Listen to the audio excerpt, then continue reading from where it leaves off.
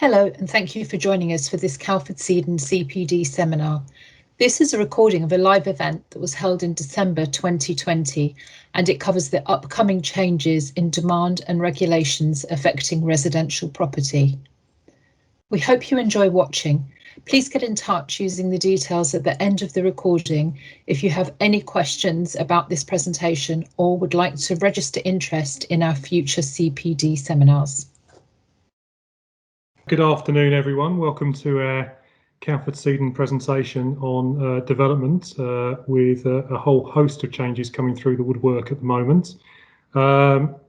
Just in terms of housekeeping before we begin, can I ask that everyone of our guests who are listening, could you just check that you've got both your video and your microphone turned off to prevent any feedback problems or anything like that.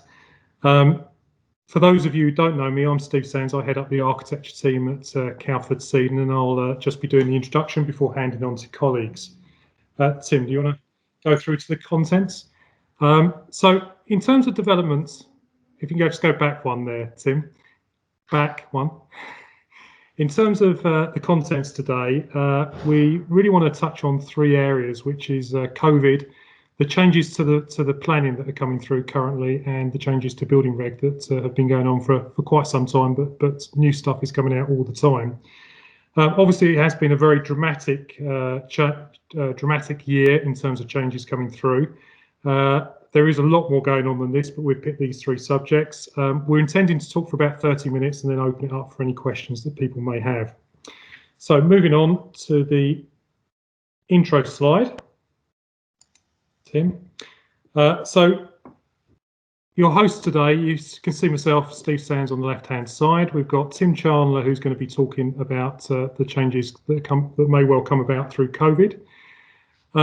You've got Lee Walker, who's going to talk about the planning. When you see his image come up, he does look a little bit like Long John Silver today. It's because he's had an operation on his eye this morning.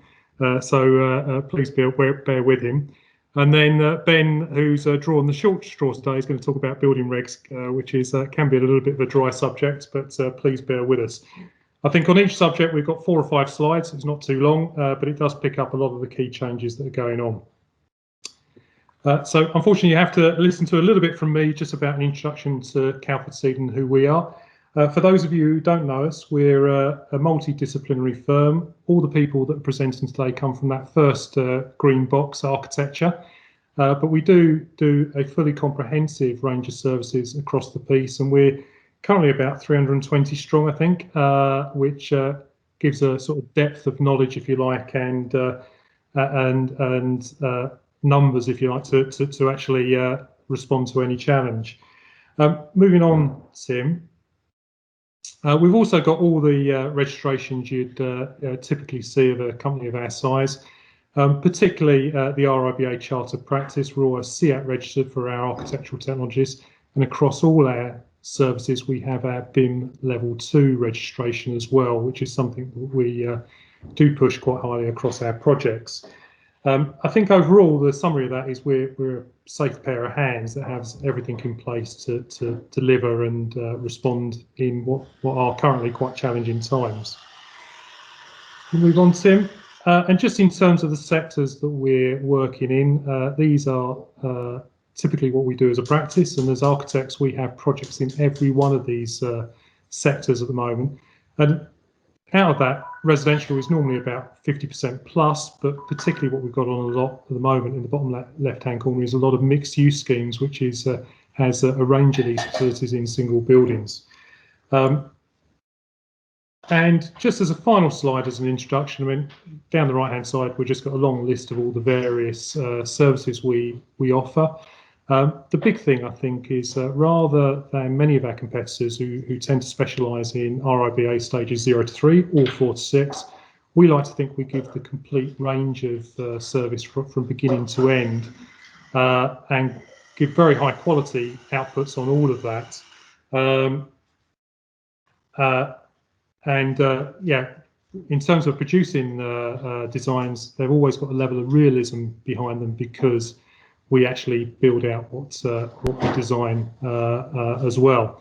So moving on, I think that's me finished in terms of introduction. I'm going to pass on to Tim to talk a little bit about COVID. Good afternoon. I'll briefly speak to you a little bit about the elephant in the room that is COVID. Obviously, this has had immediately and potentially quite far-reaching effects for us all. But looking beyond that, it's quite likely to act as a significant catalyst for many of the development changes that we're already starting to see, such as demands and planning. It may also sweep the rug from under a few of our current assumptions, the latest being HS2, where the government last week announced a review of transport need, not least because everybody's too afraid to get on a train at the moment. Obviously, we should first briefly mention the economy. I'm not going to dwell on this slide because it kind of speaks for itself. The graph shows construction output tanking during lockdown to the tune of 5.1 billion. That's about 40%. We know that there's been some bounce back. House prices, for example, are higher than they were before lockdown now. Now, I'm not brave enough to speculate over a possible COVID recession. But what I do want to do is draw your attention to some of the social changes that we are starting to see already. Now, I'm going to admit this is rather a complicated graph, but reading it from left to right, it essentially demonstrates how people that used not to work at home, get this, are all working from home at the moment. So that's currently looking at round about 38% of workers are currently working from home the whole time. Now, these stats are constantly changing. The real question is whether the genie will ever go back in the bottle. Flexible working has been rising steadily by about 3% per annum since 2015. Now, due to lockdown, most companies, certainly ours, have invested heavily in home working, and people like it, broadly speaking. It aligns with companies' flexible working commitments and could potentially benefit staff retention, childcare, maternity, arguably productivity, certainly sustainability. And many companies have already started picking up on this. Twitter recently announced that all of its employees can carry on working at home post-lockdown should they choose. Close to home, L&G recently announced that they're aiming for a long term for about 4/5 of their staff to spend a couple of days a week in the office. And who can blame them, really? They've got fairly good reason. This map, for example, shows the average price per month of a seat in a London office. So taking the city fringe as the lowest of these and working it through, £550 per month per desk, that's 6,600 per annum. And for a decent size office of, say, 500 staff, you're looking at an annual cost of 3.3 million, which is a fair old incentive. As for city dwellers themselves, online magazine The Conversation recently estimated that 250,000 Londoners left London over lockdown 1 to live in their second home, which is great if you got one. A recent YouGov poll indicated that 50% of people wanted to move out of London, as opposed to the baseline level, which is 20%. Nationally, the number of urban households looking to buy in rural locations has doubled since COVID. Now, historically, disasters of one shape or another have consistently defined urban planning. Building regs, as we probably know, can be traced back to the first building codes, fire codes introduced after the Great Fire of London. And many of the Edwardian parks that you see in our major cities were built at the time as a misguided but well-meaning response to cholera when they thought it was all airborne. And there's potentially going to be some huge knock-on effects for developers coming out the back of this. If we're about to see, for example, significant movement from urban areas to more rural, the current housing distribution simply can't support that demand as it stands at the moment. And that's before we start considering, for example, how this is going to affect infrastructure, whether that be hospitals, schools and the like. Similarly, looking the other way around, e-commerce has already taken its toll on city centres. So are we going to see an accelerated deurbanisation, or are we going to see a change in how city centres are used. For example, are they going to start becoming more like entertainment centres, and are people going to start living in them more, perhaps as they did when they were originally conceived?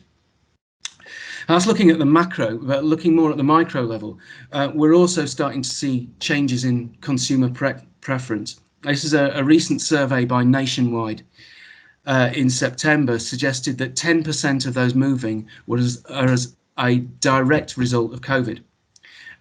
A quarter of movers have changed their priorities in the last year, and this slide shows a revision of the must-have features from 2018 to now. And you can see the obvious changes from central heating and double glazing. People are now looking for, of course, an extra bedroom or study, and then a garden. And I'm particularly fond of number 6 on the right-hand column, a proximity to a doctor's surgery, which is a little bit pessimistic, but there you go. Recently, I know of one developer that's announced that they'll be developing houses with estates which have discrete work hubs within their housing estates, sort of similar to business centres that you might have got in hotels. So there's a whole range of changes, but I think 2 significant effects that we're likely to see, just to summarise, coming out the back of COVID. One of them is that home working may accelerate deurbanisation and change the way in which we use cities. And the second is that what is desirable in terms of our homes and neighbourhoods are also likely to go through a rapid period of change. As architects, we're kind of the first people to see design change and change in demand. We're kind of at the coalface in that regard. And we are already starting to see clients who are coming through and asking for a slightly different change in briefing demands, very much akin to the previous slide.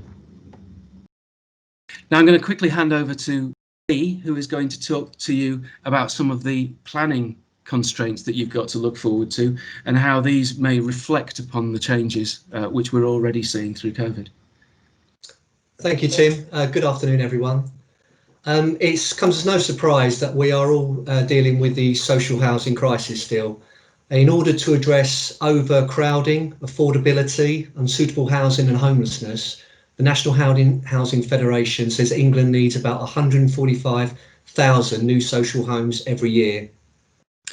The graph illustrates the additional social housing provided by year and identifies that in 2018, only 6,000 social homes were built. Now, taking into account Tim's points in relation to a possible shift in the commercial and residential landscape resulting from a change in economy and working practices, together with the rise in e-commerce and now COVID, it's likely things will get worse before they can improve. The UK government aims to tackle the housing crisis through increased supply, which also stimulates the economy and is therefore a win-win. Now, one of the mechanisms available to the government to influence the supply of housing is by manipulating the planning system, which is often cited as constraining or delaying development. We have therefore witnessed incremental changes to planning regulations year on year. Now, most of these changes were introduced through the quick fix mechanism of permitted development, which enables certain types of development to not be subjected to normal planning regulations. Also, since projects fall under permitted development do not attract seal contributions, there's an associated financial incentive for developers. The slide provides a summary of the planning changes that were introduced up to 2019, and the graph shows the conversion of different use classes to residential by sector. Now, the pink spike in 2014 represents the introduction of permitted development for the conversion of office to residential, and you can see how this has levelled off over later years. More recent permitted development changes that you may not be aware of include adding additional stories to homes, which was introduced in August this year. The aim is to increase the density of existing housing stock whilst offering significant opportunities for relatively cost-effective development where both land values and need are traditionally high. These new permitted development rights can be used to introduce up to 2 new stories of flats in the airspace above a purpose-built detached block of flats. There are, however, a number of limitations and conditions which include the requirement to submit an application for prior approval to the local authority. The existing property must have been constructed after the 1st of July 1948 and before the 28th of October 2018. Additional stories must not have previously been added to the original property. The finished height of the new development must not exceed 18 metres, and the existing building must have at least 3 stories. Now, in September 2020, there were further changes. Similar to the Office to Residential Permitted Development of 2013, they have introduced the conversion of commercial and industrial premises to residential, which should provide ideal opportunities to use the floors above high street shops to provide residential accommodation and reintroduce people to living above the high street. Now, the photos in the slide shows how Weston-super-Mare High Street has changed over the years from being a vibrant, busy street, having people living above the shops, to now being less populated, with the upper floors predominantly used for storage or having been completely removed in the case of the Poundland building. Further September changes include the regrouping of the commercial and business use classes, which sees restaurants, retail, offices, industrial and creches brought together into new use class E. This is good news for commercial landlords who can be more agile in changing use. Vacant and redundant permitted development would allow for the demolition of a single detached building that was used for office, research and development or industrial processes, or a freestanding purpose-built block of flats, and then replacement with an individual detached block of flats or a single detached home with up to 2 additional stories in the airspace. The final September change was permitted development to allow for the construction of new flats in the airspace above detached dwelling houses. 2 stories may be added if the existing building is 2 or more stories tall, or 1 additional story where the building consists of just 1 story. So, what could possibly go wrong? Well, this image serves to illustrate that where permitted development is introduced, the limitations applied under the rules typically define the norm for development, especially where owners seek only to maximise density with little regard for appearance. Now, some criticisms of permitted development include no time saving at all due to the need to complete a prior approval application and the extensive grounds for refusal of that application by the local authority. The need to submit technical information into support of the prior approval application. Some have argued against the deconstruction of commercial areas. Others have concerns regarding the lower standards, with the July 2020 independent government review into permitted development indicating that only 22% hit national space standards compared to 73.4% delivered through planning applications. These latest changes have been opposed by the Royal Institute of British Architects, the Royal Town Planning Institute and 22 London boroughs, whom suggest an alternative solution might be to better fund the existing planning departments. Whatever the future of permitted development, it's certainly a changing piece of legislation, with the latest statutory instrument introduced by Parliament in November this year to ensure that from the 6th of April 2021, all new dwellings delivered through permitted development will need to meet the minimum space standards. So looking forward, there are even bigger changes under consultation, including digitising the system, whereby the planning system will be overhauled through new practices and digital tools. All new homes to be carbon neutral by 2050. This is in line with the government's 2019 commitments. 25% of affordable housing to be discounted first homes, funded in part by the developer. Housing needs surveys. Changing the assessment system for local housing need, standardising it, reducing the timescale from 7 years to 2.5, and generally increasing the targets. Now, this proposal has been widely criticised as it would reduce affordable housing supply and the contributions. Also proposed is the creation of growth areas or renewal zones, where development will be given permission in principle automatically with conditions within predefined density parameters upon submission of a master plan and design codes. Extend permission in principle to major housing developments. This is significant because PIP is like outline consent, but without developers having to front up the cost of site and infrastructure investigation as part of their application. This could enable sites to be cost effectively evaluated in planning terms without too much commitment. Replacement of section 106 and seal with an infrastructure levy offset by affordable housing. Rural exception site size to be removed. This could cue massive villages. Pattern books. The government has proposed the introduction of pre-approved design codes citing Bourneville and Port Sunlight, both featured in these last two slides as examples. Now, true enough, the Georgian Grand Terraces of Bath and Edinburgh were picked out of stonemasons' catalogues, and the Edwardian suburbs of London were all from pattern books. But we don't know who will be in charge of this process. Will it be local authorities, central government, or developers? Please note that under permitted development, you still have to apply for prior approval, and this still requires the technical input, for example, reports on daylight and transport, etc.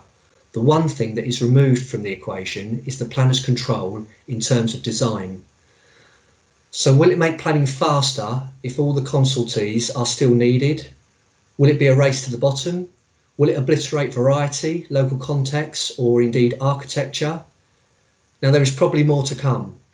The Housing Minister, Chris Pincher, has confirmed that further permitted development innovations are on the way for office and retail to residential, and the government has suggested the biggest shake-up in planning law since it was first introduced. We would not be surprised if the government proposed an approved inspector type role for planning, essentially privatising it, at least in terms of implementation. So in summary, there are now a variety of new routes open to building owners to demolish, redevelop, extend or convert buildings using permitted development rights. I would just like to reiterate that if you are possibly considering pursuing permitted development on a building, please be mindful that from the 6th of April 2021, residential units will be required to meet the nationally described space standards. This concludes my part of the presentation. I'd like to thank you for your time and will now introduce my colleague Ben. Thank you, Lee, and hello everyone. We'll now move on to building regulations, which, as I'm sure you'll all know, have been rightly subjected to greater scrutiny, debate and revisions recently. We'll give a brief overview of how we've got to where we are today, industry recommendations and recent changes to building regulations, notably Part B for fire safety and Part M for access, along with touching upon recent insurance updates and upcoming changes to the building regulations. I'll try and keep you awake, but note there's quite a lot of ground to cover. Broadly speaking, the historic direction in building regulations over the past decade is like planning, one of derogation. History 12, a bonfire aimed in part at rolling back a negatively perceived health and safety culture and the incorrect assumption that red tape was holding back substantial investment in much needed new and refurbished homes. You might remember the Code for Sustainable Homes being one of those to be cut. The code had envisaged reducing UK carbon emissions, originally proposing all new homes to code level 6, zero carbon by 2016. A reduction in fire regulations for new build and extensions was introduced in 2013. You may remember the removal of self-closing fire doors within dwelling houses. And as Lee touched upon, 2013 was also the year that the temporary office to residential permitted development was announced. In 2015, another cutting red tape initiative was launched, one example being that good businesses could have their fire inspections cut from 6 hours to 45 minutes. And lastly, the other elephant in the room, Brexit. In late 2019, the Brexit red tape challenge was announced by the government to identify EU regulations that could be improved on or removed, with Brexit seen as an opportunity to design smarter, more flexible regulations. But a year later, and with the deadline fast approaching, we're yet to fully understand the outcome of this, with negotiations still ongoing. A clear example of where these regulations and processes and systems failed was Grenfell, a truly tragic disaster. I'm sure you'll all be aware of the recommendations of the 2018 Hackett report, Building a Safer Future. It heralded that fundamental reform of the system was needed, with the current regulatory system described as hugely complex and not fit for purpose.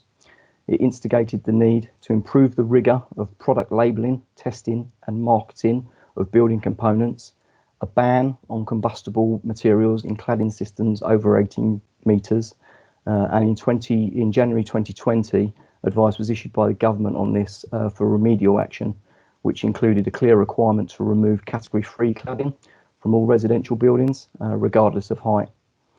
The report also recommended a new regulatory framework and a new joint competent authority. It envisaged local authority building standards, fire and rescue authorities, and the HSE acting as one, overseeing better management of safety risks.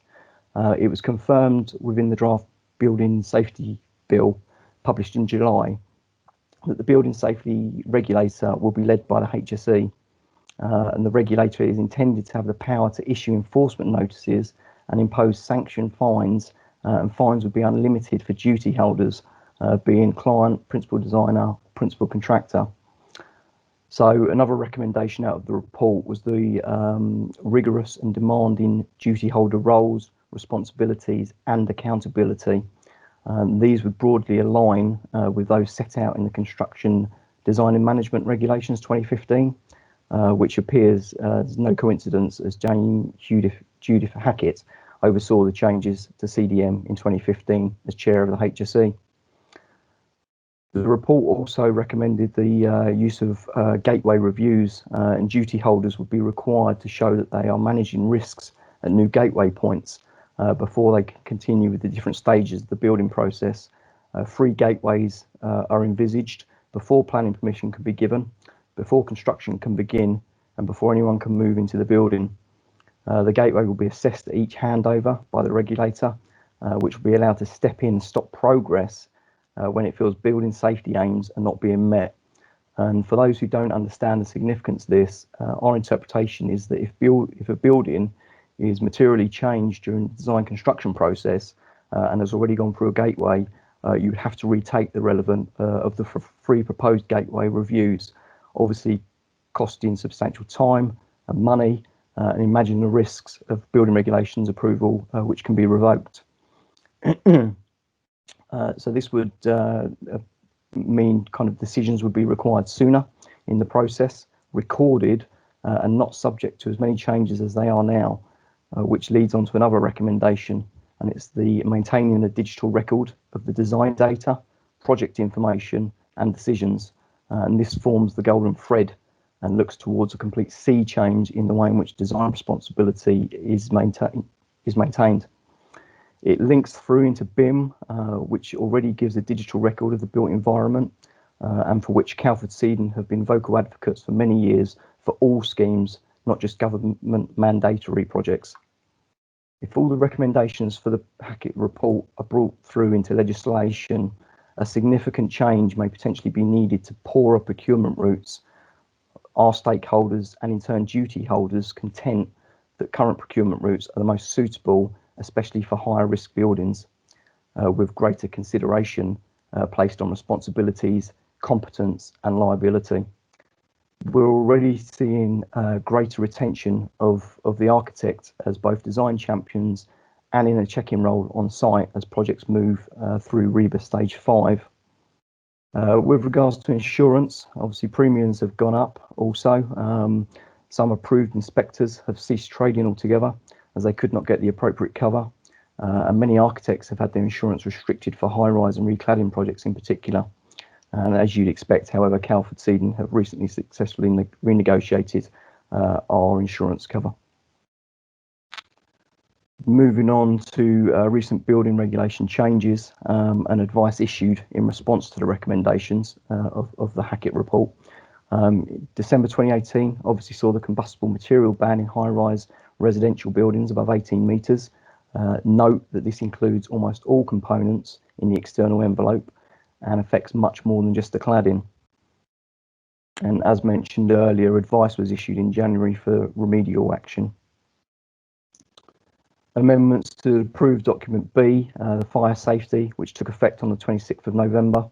The changes focusing on following safety provisions in blocks of flats. With their top story 11 metres or more above ground level, they should be fitted with a sprinkler system throughout the building, and this has been reduced from 30 metres. Equally, wayfinding signage for the fire service, an example of which can be seen on the slide, giving floor identification and flat identification signage within the blocks of flats, again for blocks of flats with stories over 11 metres. Upcoming change to Part M, which deals with access to and use of buildings, is the requirement of changing places, which are large 12 metres squared, well-equipped accessible toilet facilities. They are to be designed and built into both new and major refurbished public buildings from January 2021. Places of assembly, recreation and entertainment with a capacity for 350 or more people will be required to install these facilities. These are significant rooms with equipment such as hoists, adult changing benches, both adjustable toilets and wash basins, and spaces for carers and level access shower facilities. Other changes that are currently in or have recently been consulted on. In January, a government consultation was launched into the review of the ban on the use of combustible materials in and on the external walls of buildings, and these include a reduction in the combustible cladding height of 18 metres to 11 metres, the inclusion of other types of sleeping accommodation under these regulations, such as hotels, and with the Construction Industry Council recommending to the government that this is extended to include care homes, halls of residence and schools, along with the CIC urging the government to consider reducing the 11 metre height further for buildings where vulnerable people sleep, which represent a higher risk. Also consulted on an outright ban for polyethylene core ACM, and just be careful, watch out for the ambiguous acronym then, with ACM can mean asbestos containing materials, or in this case it's aluminium composite materials. Equally, the draft building safety bill was published on 20th of July 2020. It intends to deliver the principles and recommendations for reform set out by Dame Judith Hackett. Sustainability has not gone away either. It is anticipated there will be an uplift in the proposed Part L and F standards in the near future, potentially early part of 2021. This has already been delayed a number of times, and it will act as a stepping stone to the future home standard, expected to be implemented in 2025. This will include a simplification of calculations, a further increase in thermal standards required, and interestingly, a move to address overheating issues, which came about as a result of the 2013 regulations, and some could say most notably climate change. Looking further ahead, the government has announced its intention to ban gas boilers in new homes by 2025, and the government remains committed to all new housing being net zero carbon by 2050, which is disappointing when you think back to the start of my section when I noted that Code Level 6 was aiming for all new housing being net zero carbon by 2016. So in summary, the building regulations and the current regulatory system as a whole are undergoing a seismic sea change, with major reforms and the new system of building regulations due to come into force in 2023, with Dame Judith Hackett recently warning the industry to change now to survive the new building safety regulator. The relationship between fire safety, thermal performance and building fabric, especially envelope, is becoming even more closely intertwined, requiring greater coordination of disciplines and from an early stage in the design. Bigger changes will come about if and when the Hackett recommendations are acted upon, and equally the outcomes of Brexit negotiations are known. In her words, the mindset of doing things as cheaply as possible and passing on responsibility for problems and shortcomings to others must stop. I'll now hand back to Steve, who will provide a summary of the whole presentation and how we can help any projects you may feel be affected by these changes. Thanks, Ben. Appreciate that. So yes, it falls to me to summarise the presentation and conclude. The first thing I probably want to raise is just the items that we haven't covered in the presentation. Lots of things going on at the moment, not least Brexit in the background and sourcing materials from abroad and workers and things like that. Sustainability, which we've only touched on lightly. Modern methods of construction. We've touched briefly on things like golden thread, but there's a lot more to that subject, and insurance as well. So I think in summary that we're going through a period of very rapid change. And I suppose the question we've got are our projects fit for purpose moving forward with such change having recently happened? Tim, can you move on? So how can we help? For those who do have concerns with particular projects, one of the things we do offer is a free 45-minute project review where we can meet with you, go through the projects and identify if there are causes for concern with projects going forward in the near future.